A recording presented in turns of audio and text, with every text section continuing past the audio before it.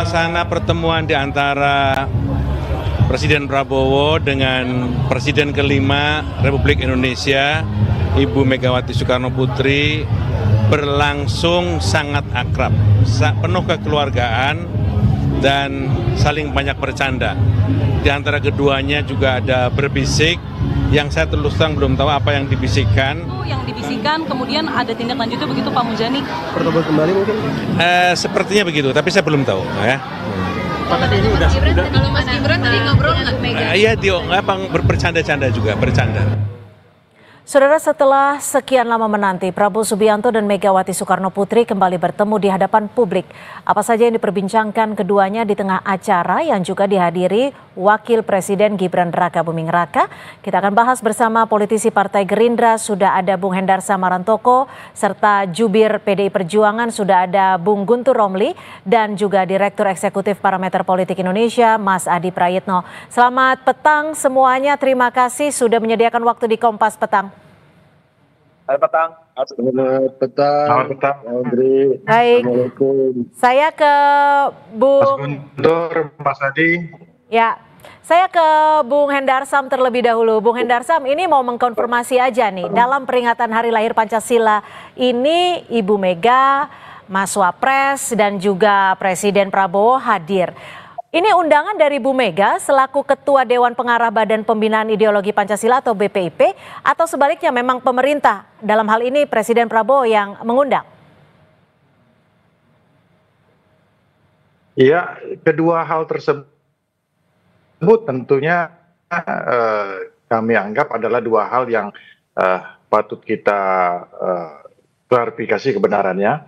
Sebagai Ketua Dewan Pengarah BPIP, tentunya secara formal Bu Mega pasti diundang untuk melakukan hal tersebut. Dan juga secara non formal sebagai seorang sahabat, ya kan, Pak Prabowo juga tentunya mengundang Bu Mega secara pribadi dan sebagai seorang sahabat. Dan dua elemen ini yang membuat kedatangan Bu Mega mungkin ini kita anggap sebagai sesuatu hal yang cukup istimewa. Nah, yang patut untuk saya garis bawahi bahwa pertemuan dan Bu Mega yang selama ini selalu menjadi topik kita bersama, kapan ketemu, kemarin sudah ketemu, kapan lagi mau ketemu, kapan lagi ketemu, yang artinya kita bisa simpulkan Bu Mega dan Pak Prabowo yang menyatukannya adalah Pancasila, yang menyatukannya adalah pada hari lahir Pancasila. Dan oleh karena itu ya ini menjadi angin sejuk bagi kita semua. Semoga kedepannya Indonesia akan tetap baik-baik saja, ya kan, persatuan Indonesia akan tetap kita rawat ke depannya. Seperti itu dia. Baik, saya ke Bung Guntur. Bung Guntur, kita tahu bahwa Pancasila identik dan juga selalu menyuarakan persatuan dan kebersamaan. Tapi yang menarik hari ini adalah keakraban antara Pak Prabowo dan juga Bu Mega. Ini keakraban seperti ini apa saja yang dibahas? Iya, terima kasih Mbak Ondri. Ya, saya ingin menekankan apa yang disampaikan oleh Bung Hendarsam itu, bahwa yang mempertemukan antara Ibu Megawati dan Presiden Prabowo adalah Pancasila. Saya kira pertemuan hari ini juga sesuai dengan sila ketiga Pancasila, yaitu Persatuan Indonesia, di mana para elit, ya, partai politik ataupun juga tokoh negara dan juga tokoh-tokoh bangsa bertemu. Dan ini adalah momen penting pada tanggal 1 Juni, ini peringatan Hari Lahir Pancasila. Dan tentu saja Ibu Megawati sebagai Ketua Dewan Pengarah dari BPIP, dan ini terkait dengan momen kelahiran Pancasila, ataupun juga sebagai Presiden Indonesia yang kelima, kemudian juga Ketua Umum PDI Perjuangan yang memang konsisten memperjuangkan selama ini tentang lahirnya Pancasila pada tanggal 1 Juni. Ini adalah momen yang penting, ya, karena itu kehadiran Ibu Megawati memang menurut hemat kami ya untuk menegaskan pentingnya kita memperingati kelahiran Pancasila pada tanggal 1 Juni 1945 yang di situ disampaikan yang digali oleh Bung Karno ketika sidang BPUPKI pada saat itu, kemudian menjadi dasar negara kita. Jadi pertemuan ini merupakan pertemuan yang sangat penting. Karena momennya juga penting, kemudian juga tokoh-tokohnya yang bertemu juga menurut saya, menurut kami ya ini sesuai dengan sila ketiga Pancasila, yaitu Persatuan Indonesia. Oke, Mas Adi, apa yang bisa Anda maknai, yang juga bisa Anda baca dari momen keakraban antara Presiden Prabowo dan juga Presiden kelima RI Megawati Soekarno Putri, Mas Adi?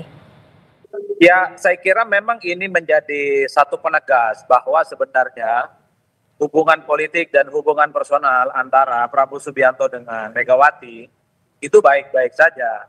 Sekalipun kedua tokoh ini dalam berbagai momen politik misalnya selalu berhadapan-hadapan, khususnya dalam Pilpres 2014, 2019, termasuk juga 2024. Ada yang kalah dan ada yang menang. Tapi nyatanya kedua sosok ini memang sangat kelihatan sekali secara gestur politik, tidak ada barrier dan tidak ada jarak apapun. Wajar kalau kemudian tadi misalnya kita mendengarkan pernyataan dari Sekjen Gerindra, bahwa keduanya itu saling melemparkan canda, bahkan secara terbuka misalnya Pak Prabowo itu berkelakar, Mbak Megawati itu semakin kurus, itu artinya dietnya sukses. Itu kan adalah bahasa-bahasa yang orang akrab yang sebenarnya tidak bisa dilakukan kalau memang hubungan kedua tokoh ini tidak baik-baik saja. Nah, bagi saya sebenarnya, Audrey, yang menarik dan ditunggu oleh publik yang paling banyak itu adalah ada tidak pembicaraan antara Ibu Megawati Soekarno Putri dengan Wakil Presiden Gibran Raka Buming Raka. Itu yang paling banyak ditunggu dalam momen hari kelahiran Pancasila per hari ini. Kalau Prabowo dengan Megawati, ya saya kira sudah tidak ada bantahan apapun. Kedua tokoh ini sudah saling akrab dan sudah saling bersahabat. Bahkan momen dalam perayaan Hari Pancasila hari ini pun ketika ada Prabowo, ada Megawati, itu kan menegaskan sudah ada komunikasi yang sebenarnya menegaskan keduanya akan bertemu dalam momen yang formal ini. Bung Guntur, kalau kita tahu ya, keduanya itu berhadapan di muka publik secara resmi itu terakhir kali tahun 2019. Karena kalau yang Lebaran beberapa waktu lalu itu kan apa yang disampaikan di publik hanya dalam bentuk visual saja, tapi tidak secara resmi. Apa sih sebenarnya yang akan direncanakan? Apakah mungkin akan ada bentuk koalisi atau seperti apa, Bung Guntur? Ya, saya kira ini momen yang tepat untuk memunculkan kembali pertemuan antara Pak Prabowo dengan Ibu Megawati. Kalau dihalal kan lebih ke pertemuan personal, Mbak ya. Sifatnya lebih ke keluargaan. Namun kalau sekarang kan momennya kan sangat penting bahwa itu untuk memperingati hari lahirnya Pancasila. Dan saya kira juga itu mengajak agar bangsa Indonesia semakin sadar ya terhadap falsafah, terhadap ideologi bangsa, dasar negara dan juga Pancasila, dan juga mengingatkan kembali kita kepada pidato Bung Karno pada tanggal 1 Juni 1945 terkait upaya untuk memerdekakan bangsa Indonesia, dan pidatonya itu sangat kaya ya. Dan saya kira Ibu Megawati secara sadar memilih momen ini untuk memunculkan ke publik ya pertemuan dengan Presiden Prabowo. Nah, kalau terkait dengan misalnya pertanyaan soal masalah politik atau masalah koalisi, menurut saya itu kan hal-hal yang permukaan. Ini kan kita bicara tentang politik kenegaraan, politik kebangsaan, bicara tentang dasar negara yang mempersatukan kita. Saya kira ini lebih penting ya, jauh lebih penting mengajak bangsa kita, mengajak masyarakat kita untuk kembali kepada pentingnya Pancasila itu sendiri, Mbak. Begitu. Bung Guntur, tapi yang menarik dalam momen kali ini adalah bukan hanya pertemuan antara Bu Mega dan juga Pak Prabowo, tapi Bu Mega juga ketemu dengan Mas Gibran. Ini benar tidak ada momen saat Bu Mega bercanda dengan Mas Gibran saat menunggu di holding room? Kami belum mengetahui informasi itu, Mbak ya, karena kan juga apa yang kami saksikan juga sebatas apa yang divisualkan melalui rekaman video. Tapi menurut kami ya, posisinya Mas Gibran dalam pertemuan itu kan juga sesuai dengan protokoler kenegaraan ya. Kalau ada presiden, kemudian wakil presiden ya, kemudian juga ada presiden dan wakil presiden sebelumnya, dalam protokol kenegaraan yang resmi kan memang itu terjadi. Dan kami ya melihat dalam konteks seperti itu.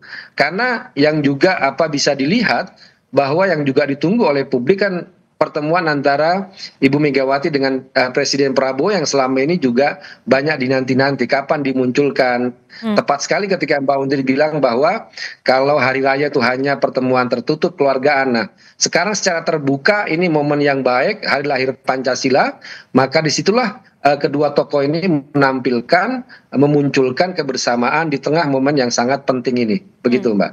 Oke, Bung Hendarsam, ada gambaran atau visual yang memperlihatkan Bu Mega berbisik dengan Pak Prabowo dan ini dibenarkan oleh Pak Muzani. Ini yang dibisikin apa aja? Tapi akan kita bahas selepas jeda, tetap bersama kami di Kompas Petang.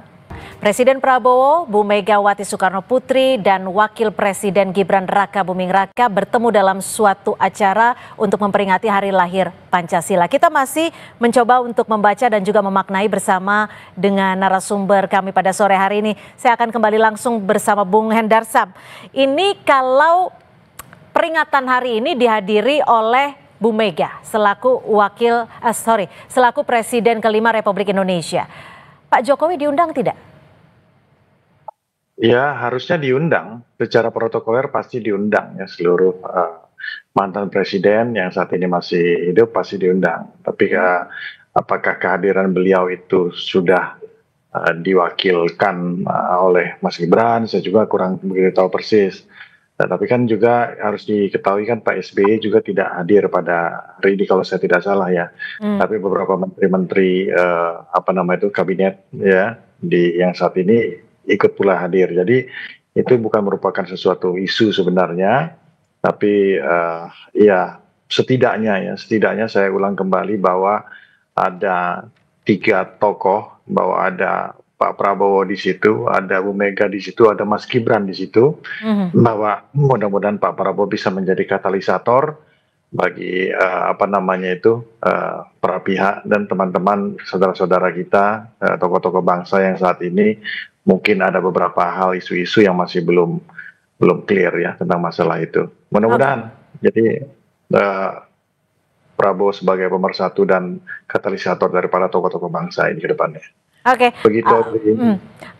Bung Guntur, kalau kita lihat momen keakraban antara Pak Prabowo dan juga Bu Megawati, apakah momen keakraban ini bisa dijadikan suatu bentuk bahwa PDI Perjuangan yang saat ini masih konsisten dengan oposisi akan masuk ke dalam pemerintahan? Ya Mbak, terkait posisi politik PDI Perjuangan sampai sekarang kan masih berada di luar pemerintahan. Dan kalaupun ada perubahan, itu seperti disampaikan oleh beberapa tokoh dari PDI Perjuangan, biasanya itu diputuskan dalam kongres yang akan diselenggarakan pada tahun ini. Nah, kalau bagi kami, tadi saya tegaskan bahwa ketika pertemuan kenegaraan ini terjadi, ini kan terkait dengan hal yang sangat mendasar bagi bangsa ini. Terkait dengan dasar negara, terkait dengan Pancasila. Kalau soal koalisi dan politik praktis itu kan hal yang permukaan. Karena pentingnya Mbak, lahirnya Pancasila ini kan kita nggak bisa memahami, menghayati Pancasila tanpa membaca pidato Bung Karno pada tanggal 1 Juni 1945. Betul. Bicara tentang toleransi beragama, bicara tentang kemanusiaan, bicara tentang nasionalisme yang tidak sempit ya, bicara tentang gotong royong.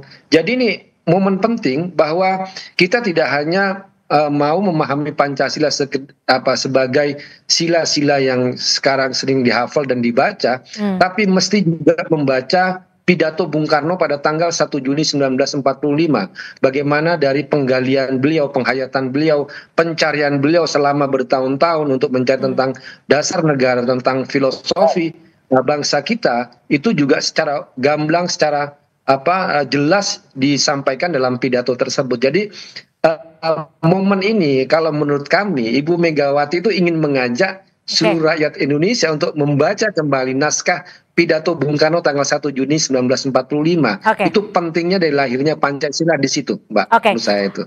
Mas Adi, kalau kita bicara soal oligarki versus demokrasi, apakah keakraban dari para elit ini bisa mencerminkan bahwa oposisi dijinakkan dalam tanda kutip untuk masuk ke pemerintahan?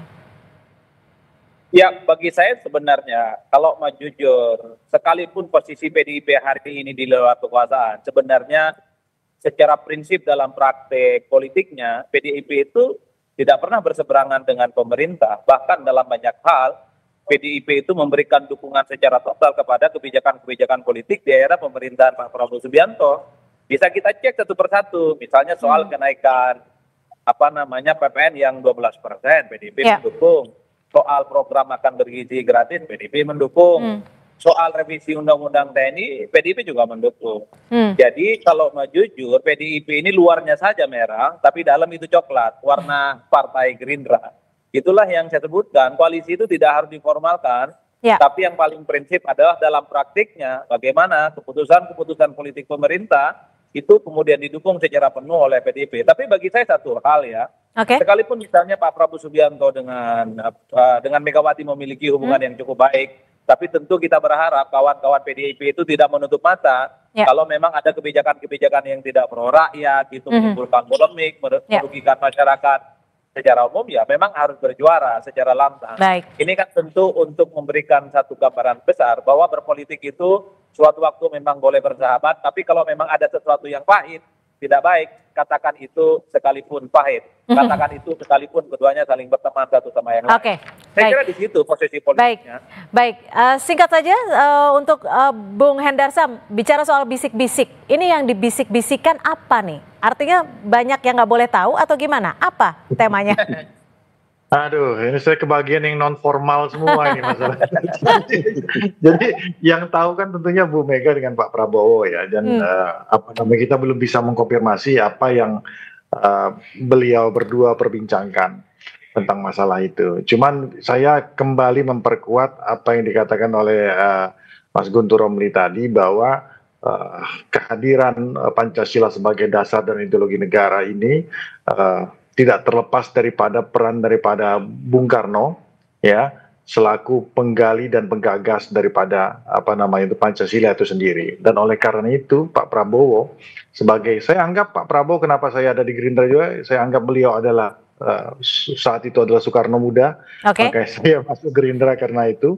Dan oleh karena itu akselerasi dan implementasinya, penekanan pada Pancasila sebagai fondasi kebijakan, Pancasila sebagai pemersatu bangsa, implementasi nilai-nilai Pancasila dalam kehidupan dan tindakan kita sehari-hari, itu yang akan ditekankan dan terus-menerus dikumandangkan oleh Pak Prabowo.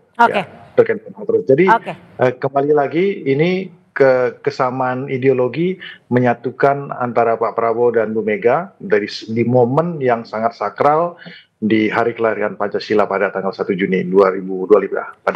Kalau Mas Guntur mungkin tahu apa yang dibisikin. Apa Mas? Saya juga nggak tahu, belum dapat informasi juga. Tapi saya kira apapun yang dibisikkan, tapi kan itu mencairkan suasana, apalagi kan disebutkan ada canda, ada tawa, dan itu menyejukkan lah, menunjukkan bahwa intisari dari Pancasila itu kan adalah gotong royong. Dan sila ketiga adalah persatuan Indonesia, dan pertemuan kenegaraan antara dua tokoh ini ya benar-benar mempersatukan kita dan menyejukkan kita, begitu Mbak.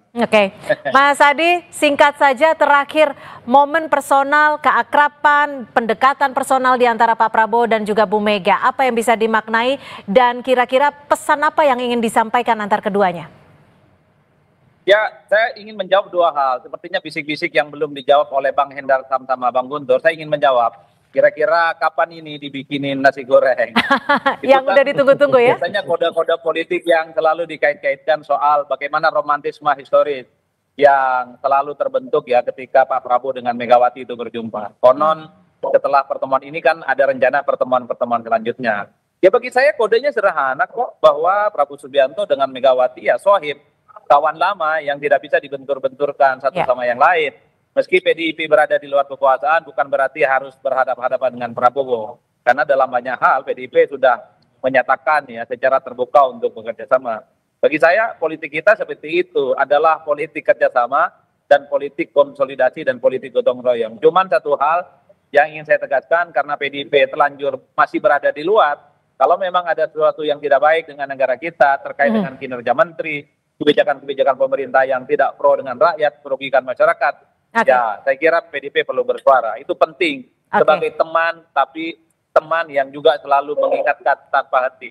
Baik, terima kasih. Artinya kita tunggu agenda nasi gorengnya akan kapan diselenggarakan. Terima kasih Mas Adi Prayitno, Bung Guntur Romli, dan juga Bung Hendarsam Marantoko. Terima kasih sudah bergabung di Kompas Petang. Selamat sore.